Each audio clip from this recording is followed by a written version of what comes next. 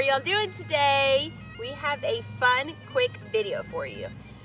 I don't know if you know this or not, but my husband is Scottish. He has Scottish heritage, and he is with Clan Gun, and he's actually the commissioner of Clan Gun, Georgia, and the second vice president of Clan Gun Society of North America. There you go. So we go to 3 different Scottish Highland events every year, and as you can see behind us, we're gearing up for another one this weekend. And we thought it would be fun to show you how he puts on a kilt. So these days, a lot of people just use pre-pleated kilts. They're called sport kilts or something like that. But traditionally, Scotsmen would use great kilts, right? So a great kilt is this. It is one piece of fabric. Slanja. All right, so like Lauren said, this is called a great kilt. And it is one full piece of fabric, just one solid piece of fabric. It is traditionally 9 yards, which is where we get the phrase, the whole 9 yards. This one's a little shorter. It's about 8 yards. It's a little bit of a thinner wool because I live in Georgia, so I didn't want the full heavyweight 9 yard full kilt. But this is the traditional way to do it. It's the cheapest way to clothe somebody in the old times. You just have one, all you have to do is just one piece of fabric. It doesn't take any sewing at all. So this is how it works. So we start on one end, and you take about the arm of the length from your elbow to your fingertips. I round up a little bit because there's a line right here, and I like to line it up with the lines of the tartan pattern. So from here, you just start making your pleats.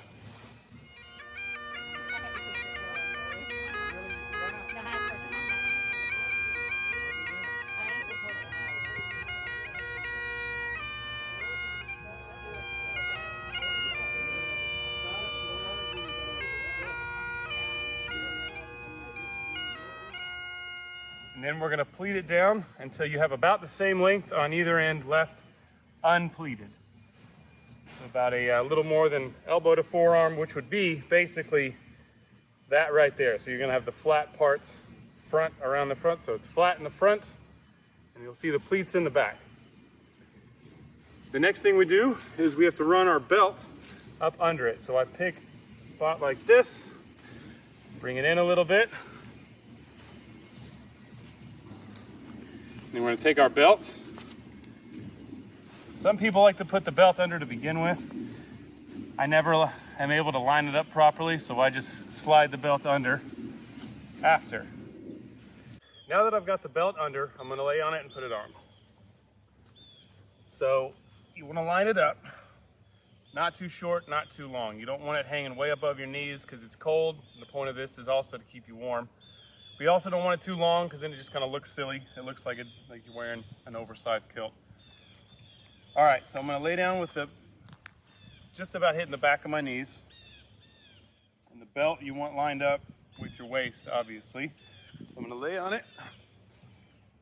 I'm going to take the right side first. And you want this to be as straight as possible at this point. So you can line up the lines in the tartan, in the pattern, to keep it straight. And then this side's going to come over, and you want the bottom to line up, and it's going to come just past your leg. And then I'm going to take the belt,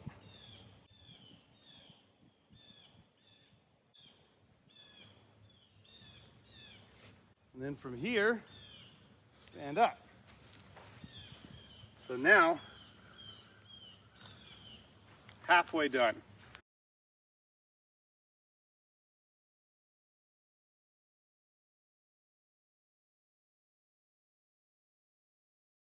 Oftentimes, like in the show Outlander, you'll see them. The kind of popular look is just to let all this hang back here. And especially in the South when it's warm, you're not trying to stay warm. But the essential part of this in the Highlands on a cold day is this becomes a blanket, a hoodie, all of this to keep you warm in the rain. So one of my favorite parts, the next thing you do is you add the accessories. You add all the weapons and the extra belts and all the other things, and they all have good purposes. So the next thing I do is I take my wider, bigger belt.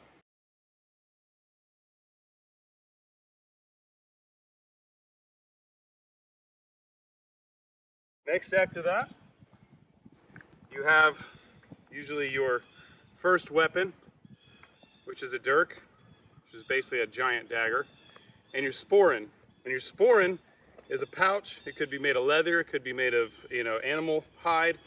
And this is what you would carry, your few essentials, typically your food, a little bit of oats, something like that.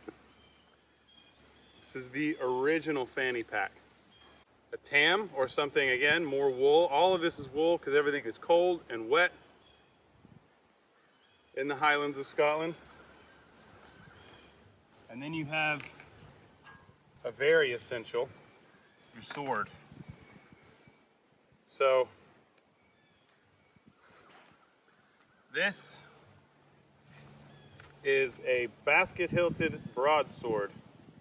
Some people call it a basket-hilted claymore, but it is the most traditional of the 1700s, the most traditional sword that the Scots like to use, because it's not just a sword, it's also a giant metal boxing glove.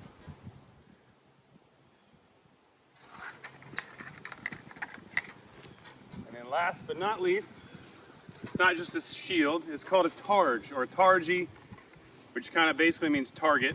You'd sling it over your back. But it works as a seat when you sit in the mud, a plate to eat your food off of, and everything had multiple uses. It may fill your belly, but it'll make you forget about food. Slàinte.